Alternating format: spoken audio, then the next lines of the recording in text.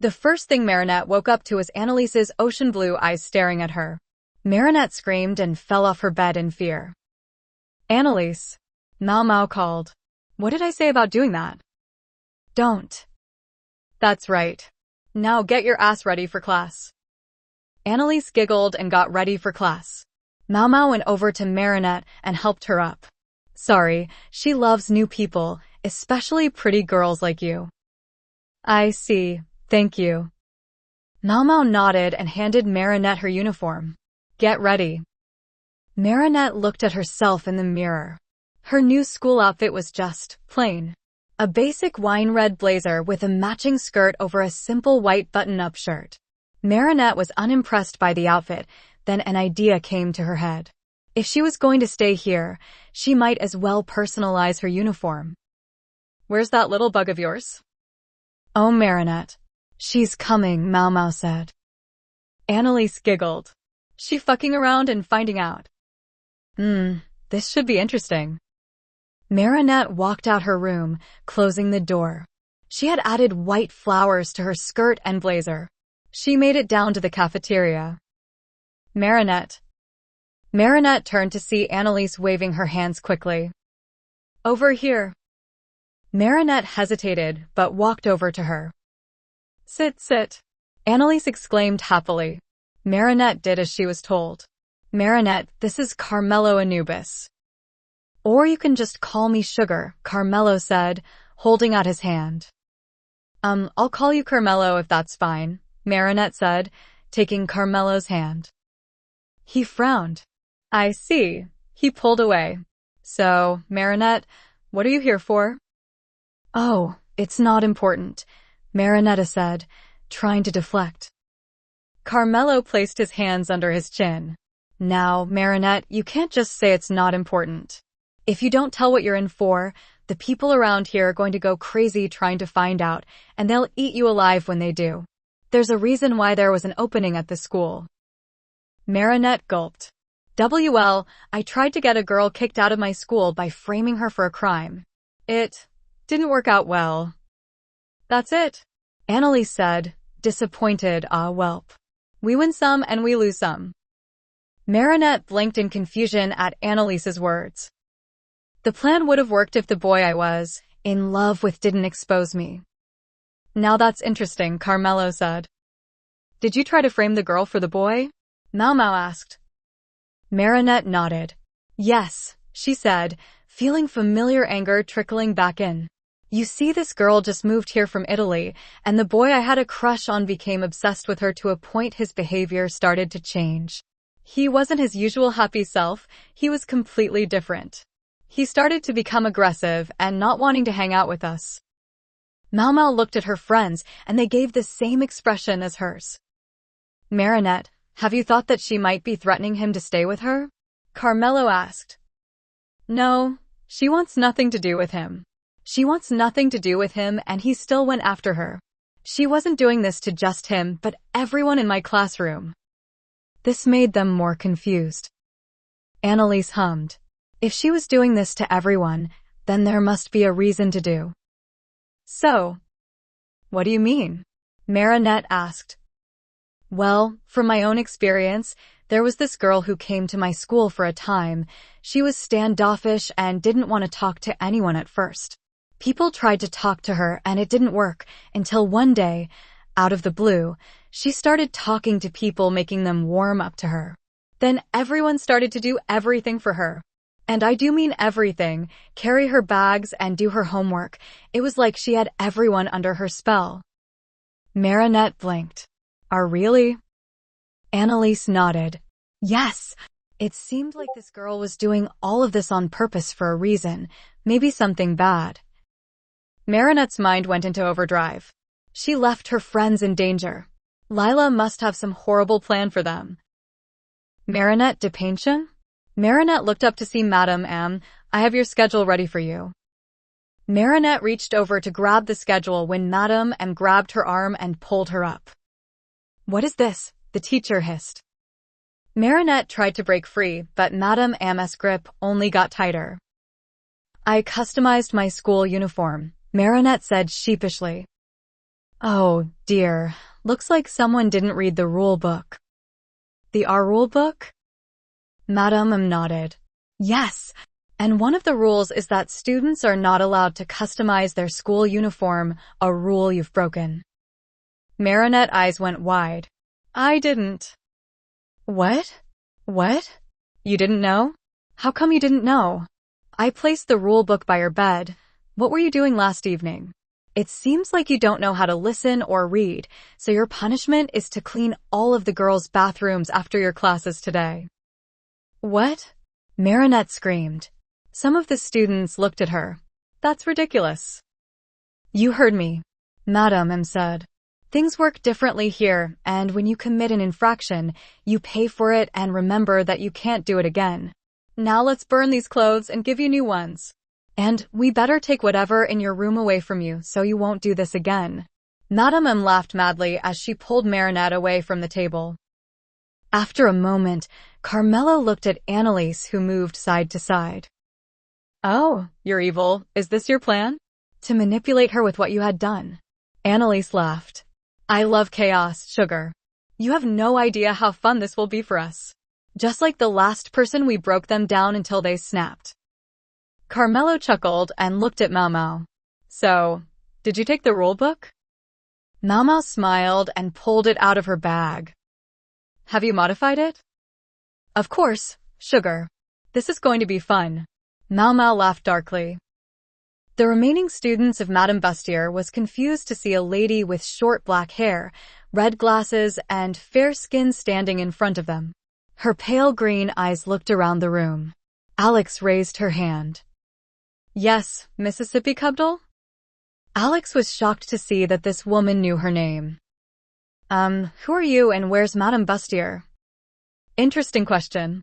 My name is Carmilla Baudelaire, and I'll be your teacher for the rest of the school year. The students all gasped. Where's Madame Bustier? Mylene asked. Oh, she had been let go. The school did an investigation on why so many of her students had been getting suspended as of lately. Madame Baudelaire walked up the stairs of her classroom. Some of the students looked scared. After a short investigation, we concluded that all the trouble was because everyone in this class was going after one girl, a Mississippi Lila Rossi, no? Madame Baudelaire stopped and turned to Nathaniel. She leaned over and grabbed his sketchbook. A young artist. What wonderful work, Madame Baudelaire said. Nathaniel was about to say something when Madame Baudelaire ripped his book up. No, he cried, horrified. Everyone gasped. No drawing in my class, no music in my class. I am in control here, and if anyone steps out of line, you'll be met with harsh consequences. Do I make myself clear? No one said anything. Nathaniel was crying softly. Madame Baudelaire slammed her foot down. Do I make myself clear? All at once everyone said yes in unison. Good. Oh, I feel bad for you losers. Chloe said loudly, laughing. Madame Baudelaire came in front of Chloe at a quick speed. She clapped her hands in front of Chloe, causing her to jump up in fear. Do you think you're off the hook, Madame Bourgeois? Madame Baudelaire hissed. I was told about your little trick to get Madame Rossi kicked out of school. Just because you're the mayor's daughter doesn't mean you're above my rules. Act out once and your consequences will be severe. Do I make myself clear?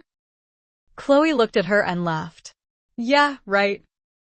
Madame Baudelaire stared at Chloe for a long time, then moved away. The classroom could tell the seriousness of what the teacher said, and Sabrina was trying to get Chloe to be quiet. Then the door opened and Adrian walked in. Sorry, I'm late. I went to see my classmate, he said. Madame Baudelaire turned to Adrian and the whole atmosphere of the classroom changed. Oh, you're fine, young man. Please take your seat, we are about to start class. Adrian nodded and sat down. Madame Baudelaire moved to the front of the class and turned to face her students. Everyone turned to page 100. Alia was upset. She thought she'd be returning to school soon, but she just got the news that she can only return next week. She sighed, looking out the window. Are you okay, Tiki? Do you like the cookies? Alia asked, turning to the Kwame. It's perfect, Alia. Thank you for asking. Alia smiled and sighed again. She had nothing to do but look out the window. A knock came to her door and Tiki quickly hid away. "Come in," Alia called. Her mother walked in. "Here's your phone, Alia." Alia took her phone back. "Thanks, Mom." "You're welcome." With that, her mother left the room. "I wonder how Marinette is doing," Alia said to herself. She learned that Marinette was suspended and transferred to a behavior school on the day of the plan. She thought that everything was going well until an Akuma appeared, but even then, it was unexpected that things would go so crazy within seconds.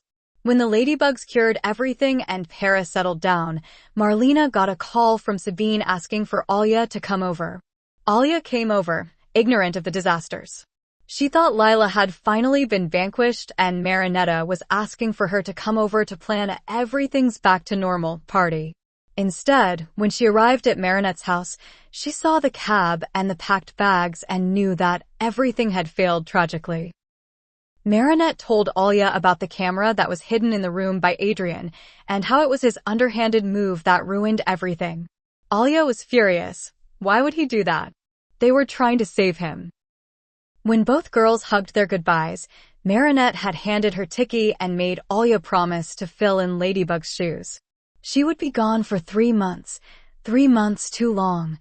3 months of dealing with Hawk Moth shit. 3 months of waiting for her best friend to come back. 3 months of dealing with the fact that Lila was still in school and knowing that their plans failed. Alia knew that this wasn't the end. They still needed to get Lila out of their school. She should have voiced her concern about the plan, but she ignored her feelings, and this was the end result. If Alia had said something back then maybe the plan would have worked. The last thing Alia said to Marinette was that the 3 months would go by fast and she'll be back home with her friends in no time. Alia looked up when she heard her phone going off. There were new messages from Alex and Mylene in the group chat along with Jalika and Rose. Alia opened her phone and read the messages. Her eyes went wide.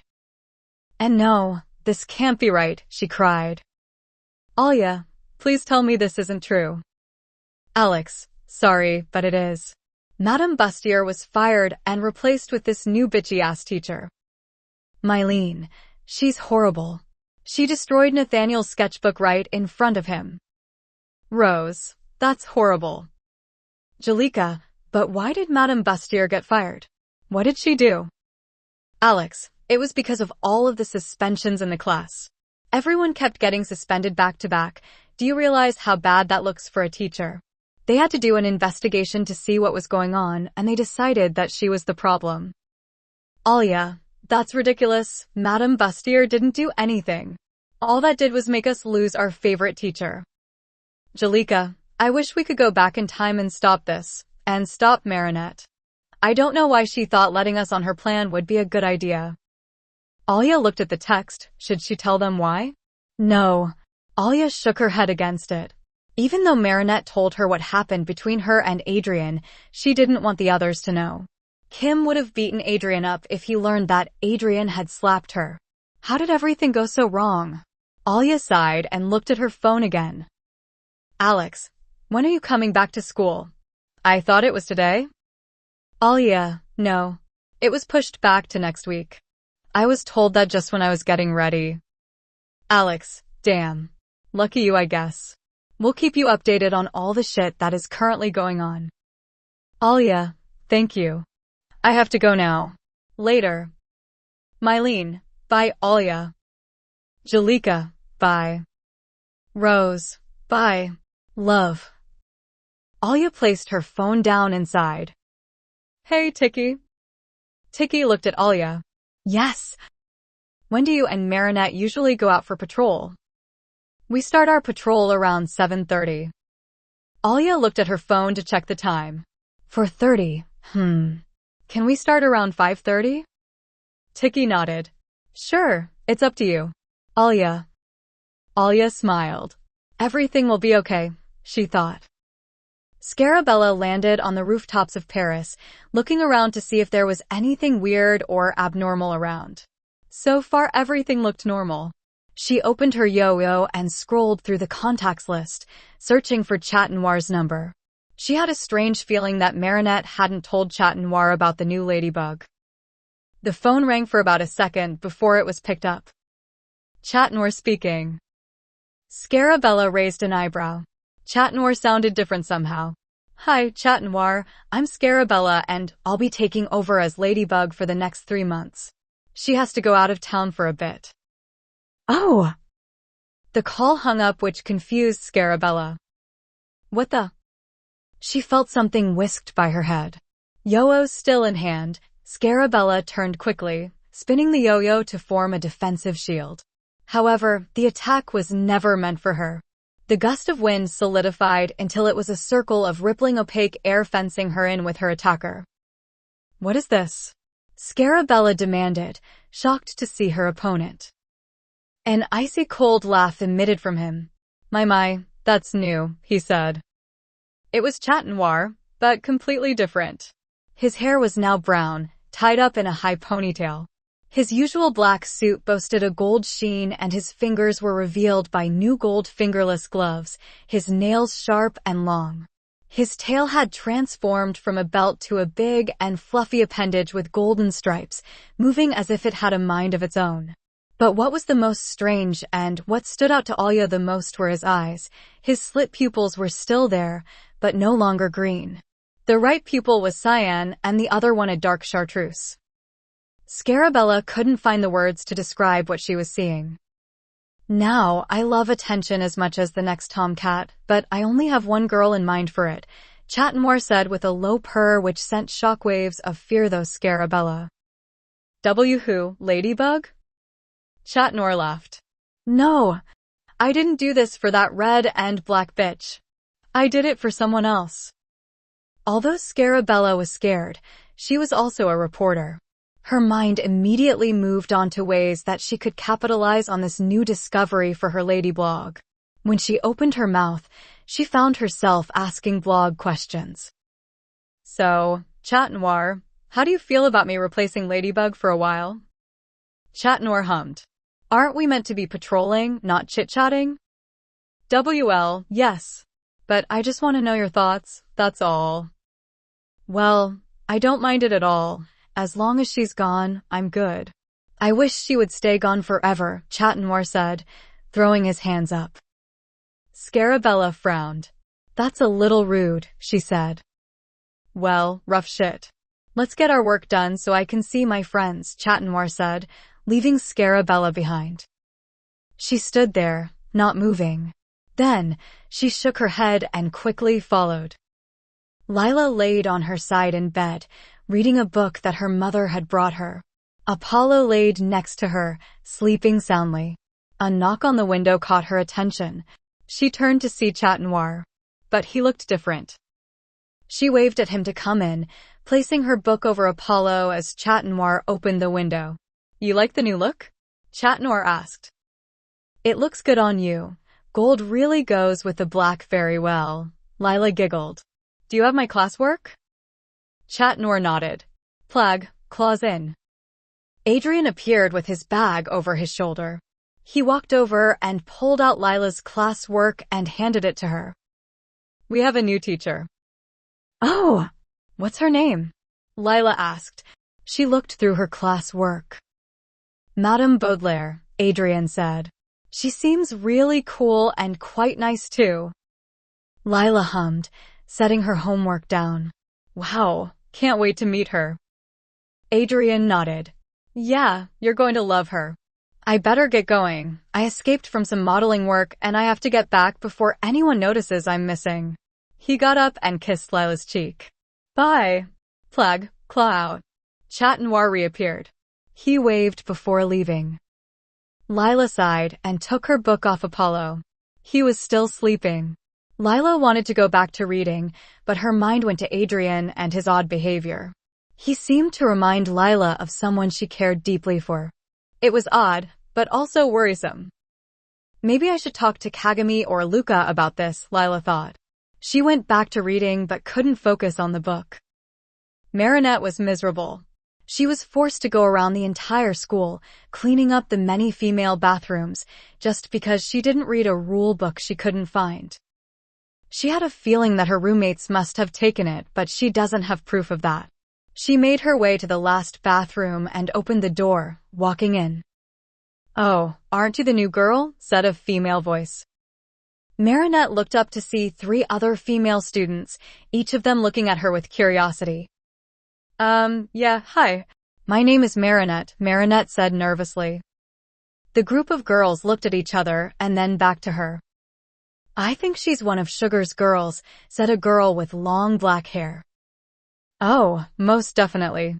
The only girls who get into trouble on their first day are his girls," said the girl who spoke first. Marinette was confused. "What do you mean?" The girl walked up to Marinette. "Marinette, was it? You see, you're Sugar's next victim in this hellhole." The last girl didn't last very long, which made him and his girlfriend sad, and they wanted a new plaything, she explained. Marinette was still confused, but at the same time uneasy. "His next victim?" The girl nodded. "Yes, unfortunately. The last girl had to be replaced, that poor thing. Sugar and his girls pushed her too far. Let's just say she had to be transferred out of here." Marinette's eyes went wide.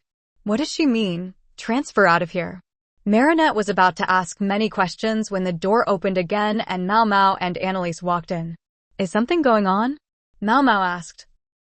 Annalise went over to Marinette and pulled her away from the girl she was talking to, who quickly backed up to be with her friends.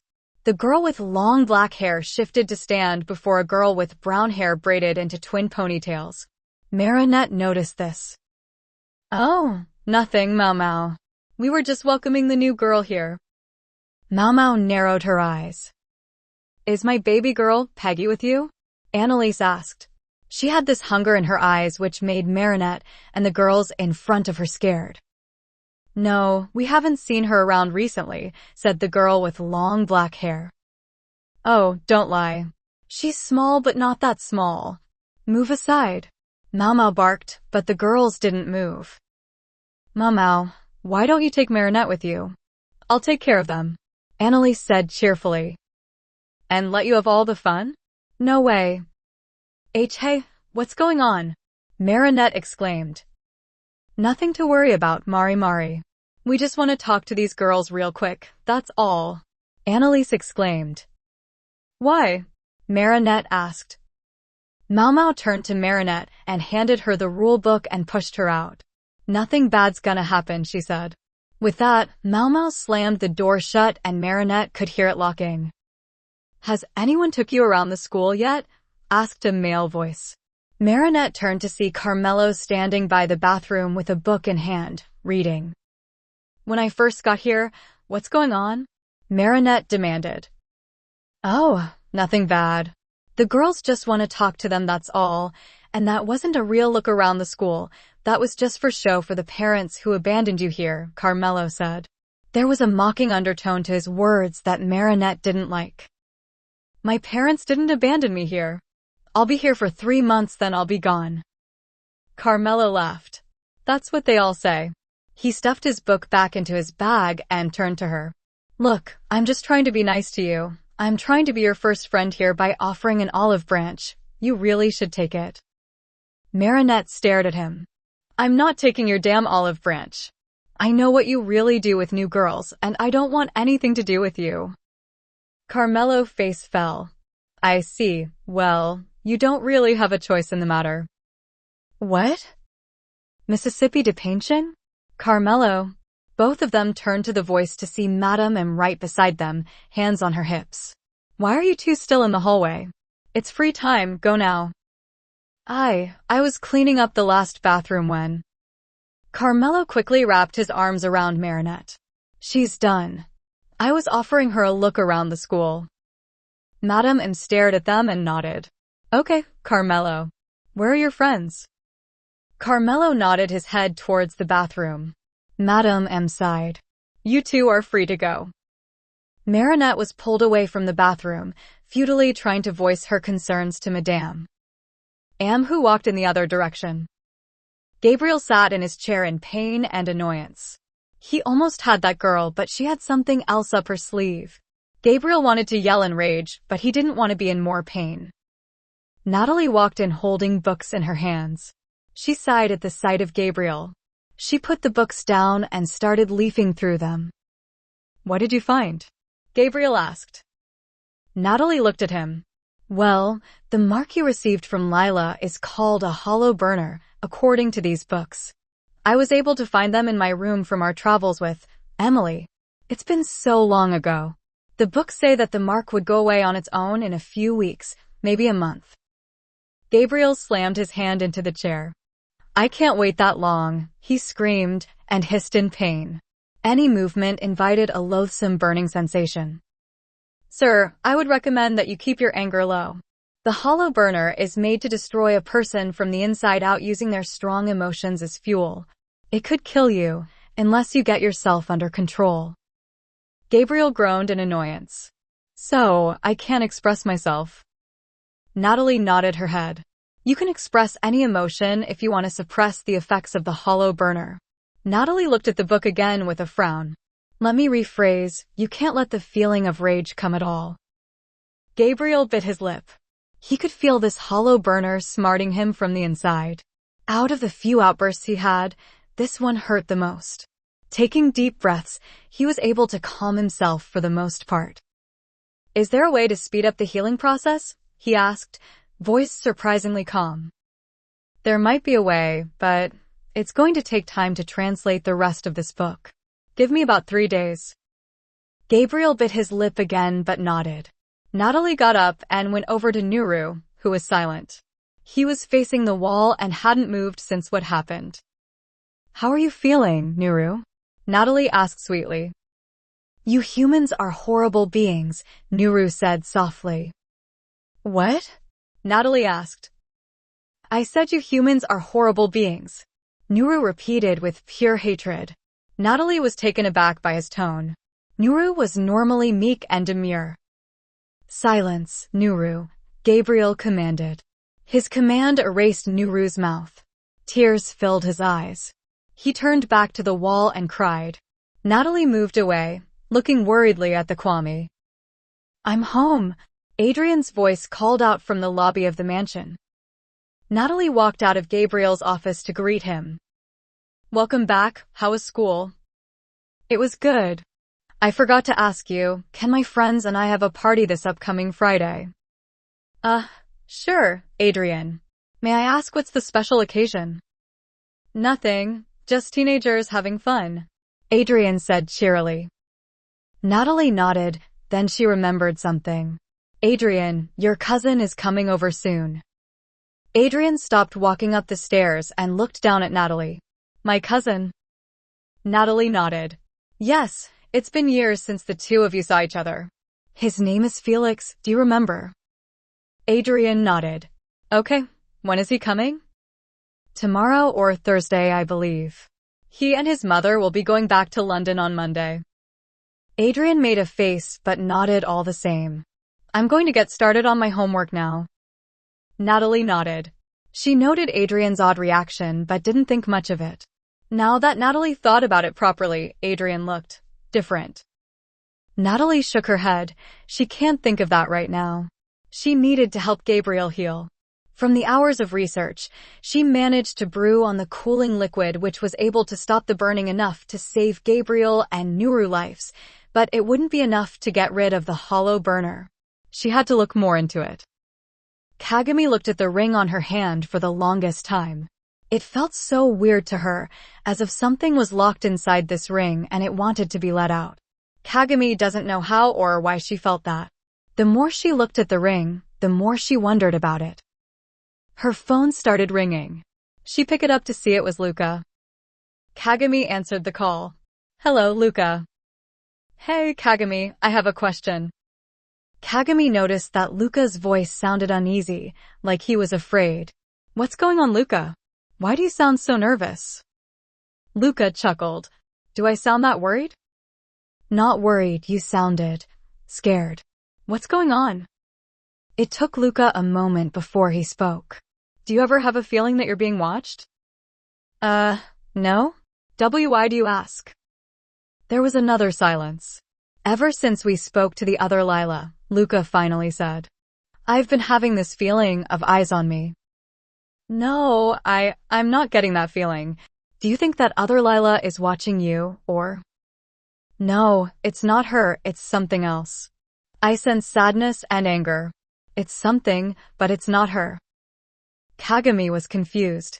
Sadness? Anger? It must be something else, Luca. I'm sorry I'm not very much helpful. Luca chuckled. You're good, Kagami. I just to talk to someone. See you later. Luca hanged up, which made Kagami even more worried. Luca sat in the park, having just ended his call with Kagami. It's just me then, he mused to himself. Before he called Kagami, he had also called Adrian and Lila, who both denied having any sensation that they were being watched. When they questioned Luca about his experience, he just told them he was just asking and not to worry about it. Adrian got the message and didn't say anything more, but Lila asked and even called him again. She sent a text message telling him to not hold stuff in, that she and the others are there for him. Luca didn't reply. As he sat there alone, the feeling of being watched hadn't left him. There was now a melody of sadness and anger. He wondered where it was coming from. Then, the sounds of movement caught his attention. He looked up to see. Rose? Luca called out. At the same time, many more people were walking past him, heading to the center of the park. Luca was confused. He stood up and followed them, but once they were all in the center, they did nothing but looked up. Luca looked up too and saw nothing. He gazed at the crowd of people to try and spot where Rose had gone. When he found her, he placed his hands on her shoulder. She stared back at him, eyes misty. Rose, what's going on? Luca asked. Rose's eyes were black, just like Lila's had been at the hospital. We are waiting for our crystallization so we can metamorphose, Rose said in an eerie voice. What? Luca said.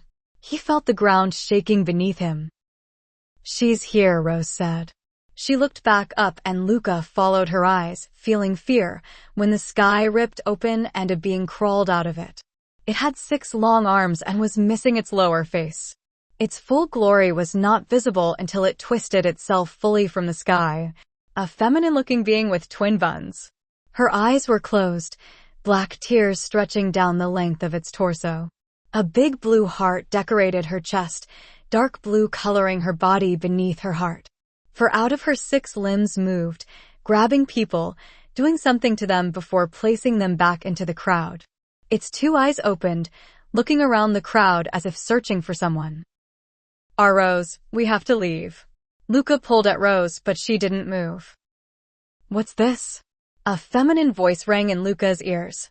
He looked up to be met with the eyes colors of light caramel and dark purple and aqua blue. A hand grabbed him, pulling him up to face the being. My, you're not affected by me, are you? The being said. One of its eyes looked down at Luca. He was shaking from the fear he felt, but he also noticed that the sad and angry melody he was feeling was coming from her. She moved her other hand to try and touch Luca, but then she hissed in pain and pulled back. Something must be protecting you from my corruption touch. What are you? Luca asked in fear. The being giggled. I am known as the bringer of corruption, I am Zihar. Luca's eyes went wide. This is the being that Lila was talking about. Zihar looked confused. She opened her eyes and Luca saw a black void of nothingness. Who told you about me? She asked in a threatening tone. Luca didn't reply. Zihar closed her eyes and was replaced with one of the other eyes. Interesting human. Tell me, human, what is your name? Luca shook in fear. Luca. Luca, what a wonderful name. Since I can't corrupt your heart, I might as well send you back. She placed Luca down. He fell onto the ground in fear. She moved closer to him, her eyes opened once more, and she spoke in such a sickly sweet voice, it could have made someone's teeth rot. Don't be afraid, I won't hurt you. I don't even have the ability to, but I will tell you this, let Amber know that I am going to destroy this place within 5 days if I don't get what I want. This universe will be destroyed. She moved back.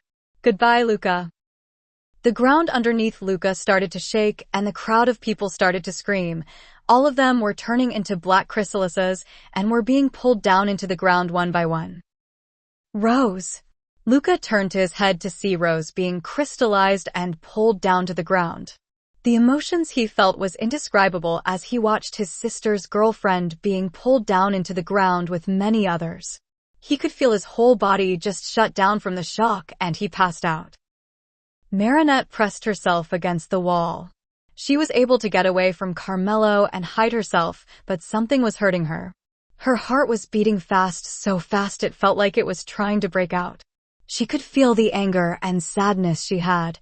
She fell onto her knees. She wanted to scream. "It's going to hurt for a while, my dear," said a voice. Marinette's eyes went wide. She looked around, but she couldn't see anyone near her.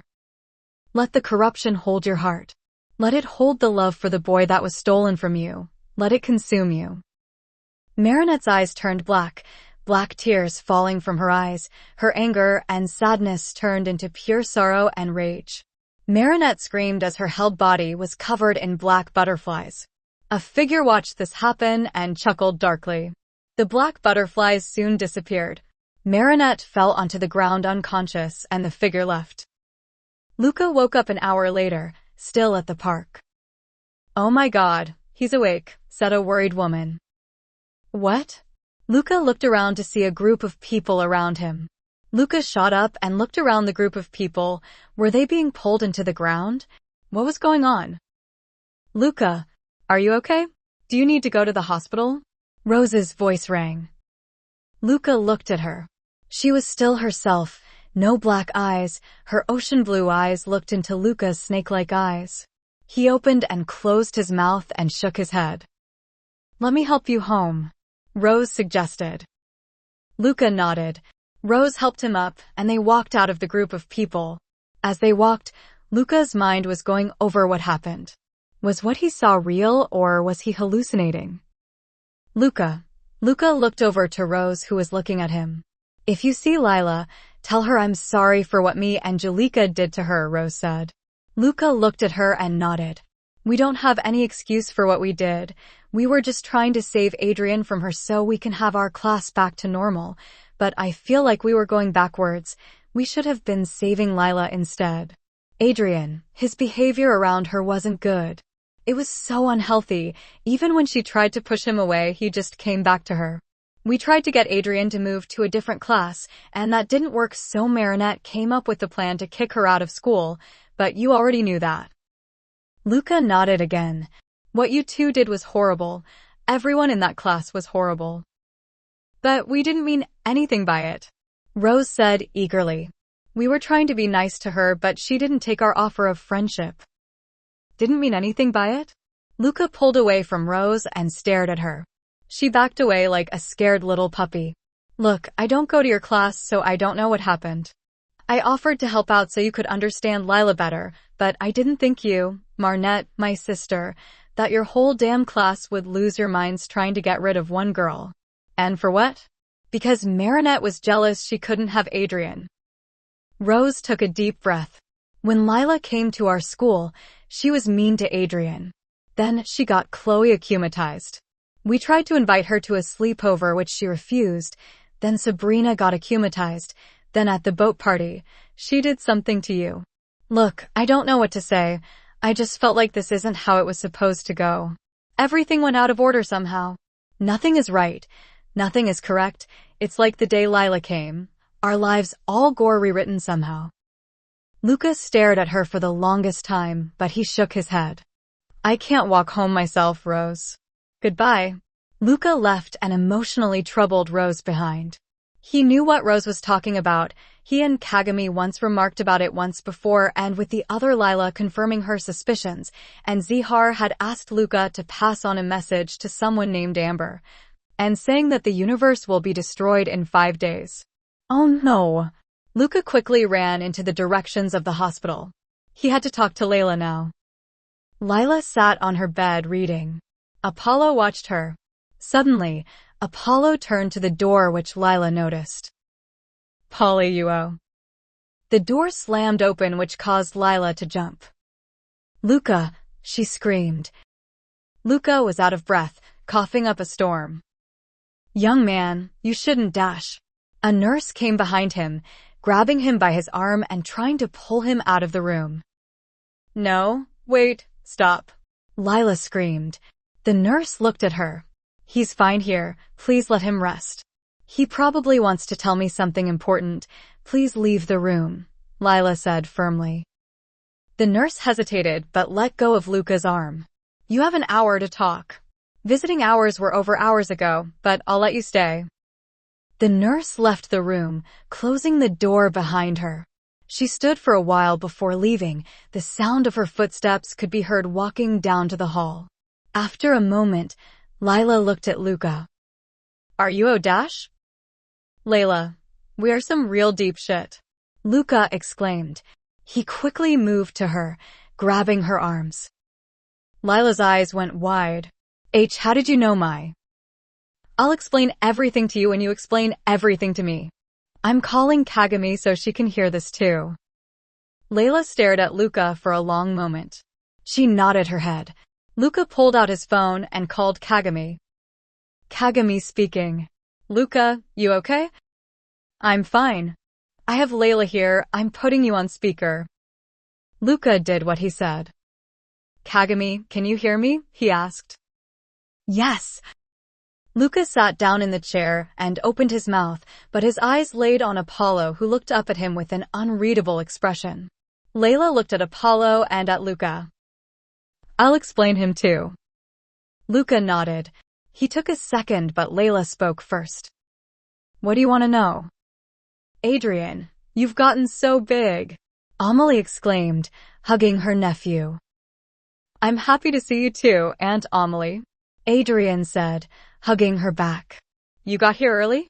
I thought you would be coming tomorrow, he asked, pulling away.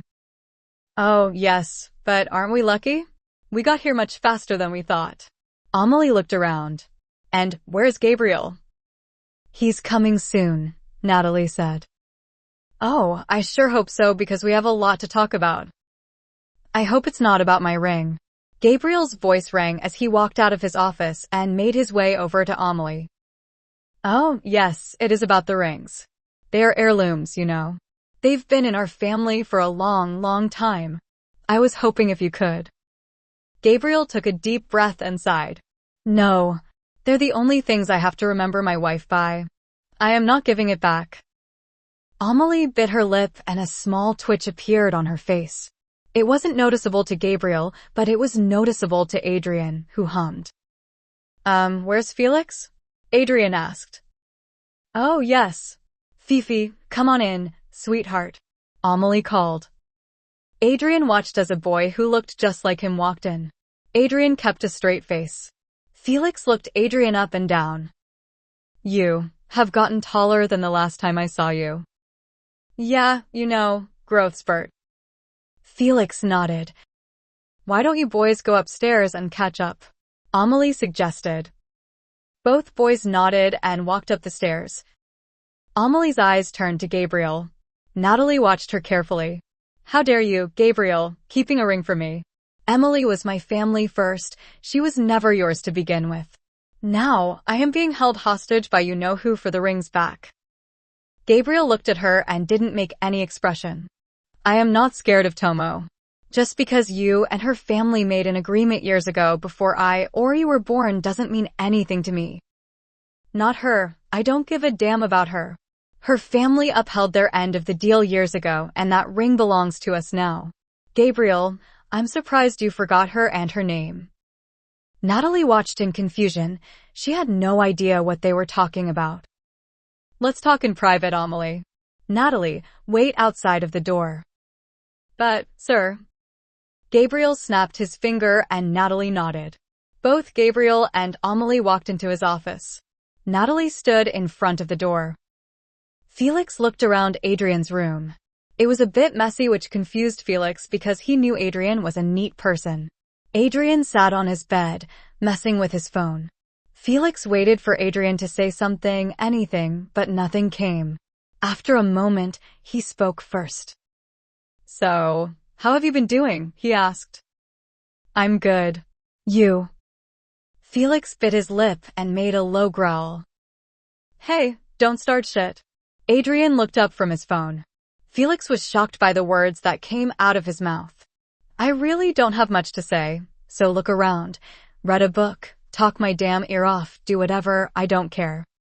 Felix opened and closed his mouth. Adrian waited for him to speak his mind. Words came out of Felix's mouth. And my father passed away recently. You didn't come to the funeral. That's it? Is that why you're in a pissy mode?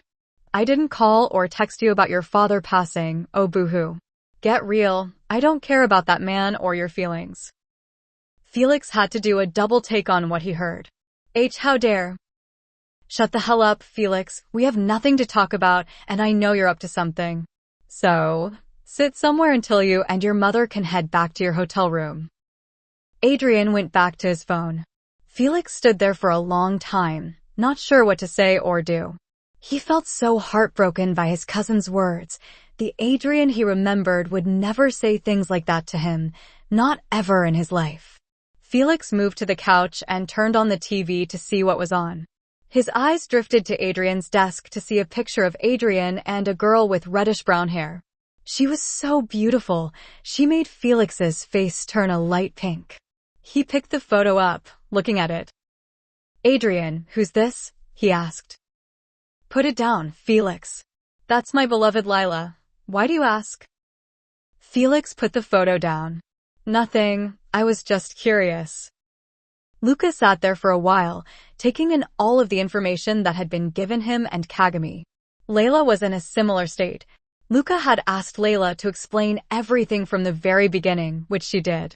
She explained that she was from the real world, where Kwamis and Miraculous don't exist, and that Luca, Kagami, and everyone else were simply cartoon characters in a show made for children. Layla also explained that she doesn't know how she got here, but she theorizes that she must have died in her world and woke up in Lila's body. Her real name is Lila Rossi, which was convenient, because even if someone called her Lila instead of how it was really supposed to be pronounced, the two names were so identical, Layla wouldn't give herself away.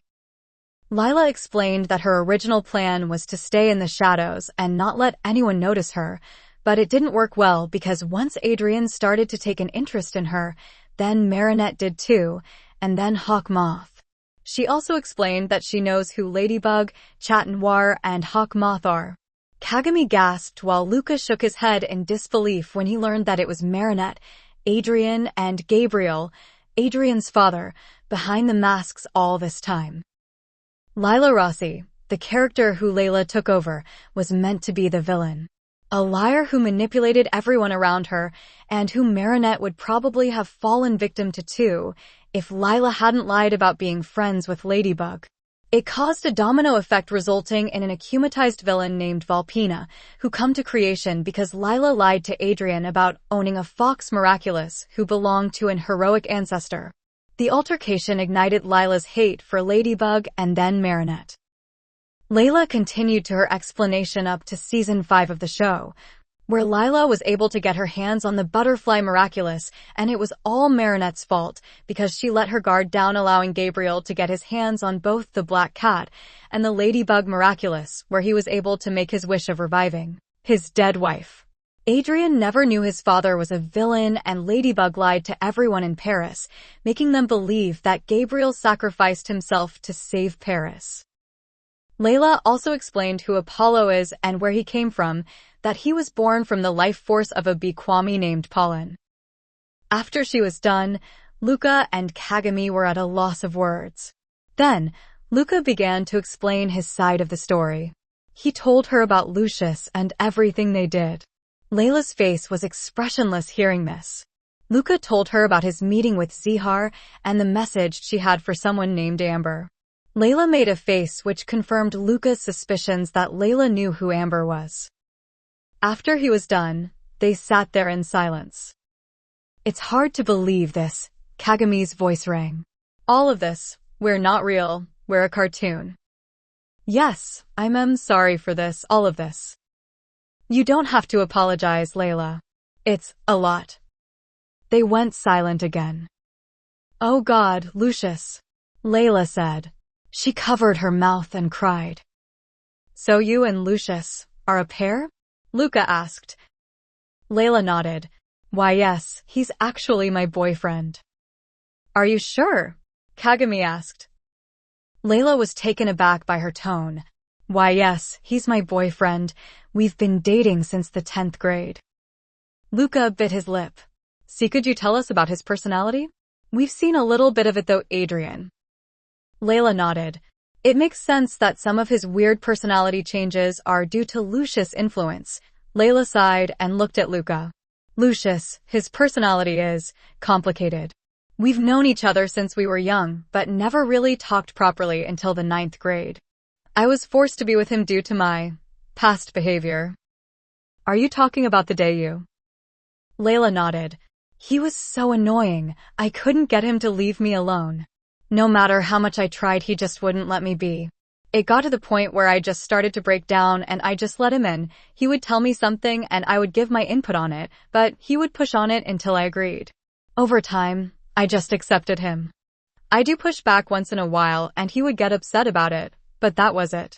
After the summer break where he made me go on vacation with him, he asked me to be his girlfriend and I said yes, because who else was going to date someone like me? Luca looked on, worried. That doesn't sound healthy, Layla. Kagami's voice rang from the phone. And no, it was fine. It was healthy, I mean, he does go too far at times. He accidentally cut me once when I refused to do something with him, but at the time I was really busy and stuff, and he won't take no as an answer, so he went off on me. That wasn't no accident. He was using actual physical violence on you because you said no. Luca exclaimed. No, you don't understand. It was my fault.